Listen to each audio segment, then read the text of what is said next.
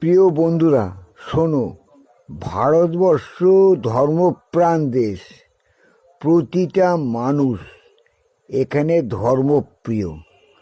পৃথিবীর সমস্ত ধর্মের মানুষ এই ভারতবর্ষে বাসস্থান করে।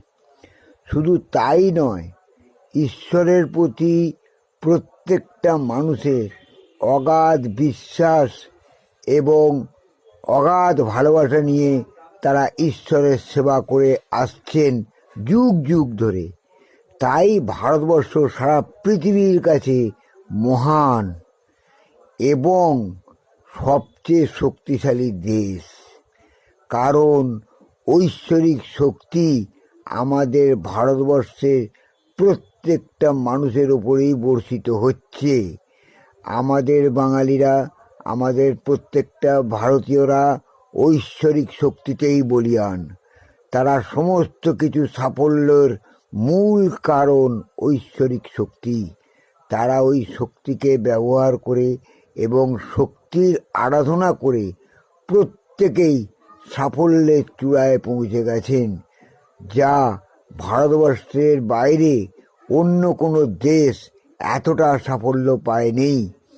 তাই তো ভারতবর্ষ আজ ঈশ্বর প্রাণ দেশ।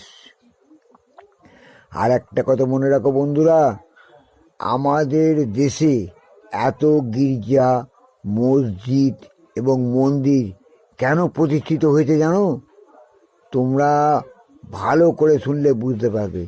তার কারণ একটাই, প্রত্যেকটা ভারতীয় বা ঈশ্বর প্রাণ মানুষ সঠিকভাবে, নিশ্চিন্তে এবং সঠিক মনোভাব নিয়ে তারা কোনো সময় ঈশ্বরের আরাধনা করতে সক্ষম হয় না। তাই তারা বিভিন্ন মসজিদ গির্জায় গিয়ে অত্যন্ত নিষ্ঠার সঙ্গে এবং আনন্দের সঙ্গে ঈশ্বরের সেবা করেন। এই জন্যেই এত গির্জা, মসজিদ এবং মন্দির প্রতিষ্ঠা লাভ হয়েছে। তোমরা জানবে যে এই ঈশ্বরপ্রাণ মানুষরাই এই সমস্ত জায়গায় গিয়ে নিশ্চিন্তে, একান্তে ঈশ্বরের আরাধনা করে থাকেন, তবেই তারা সাফল্যের চূড়ায় পৌঁছে গেছেন। এটাই হচ্ছে আমাদের ভারতবাসীদের সবচেয়ে শেষ কথা এবং সর্বশ্রেষ্ঠ কথা। তোমরা আমার ইউটিউব প্রোফাইলটাকে সাবস্ক্রাইব করো বন্ধু।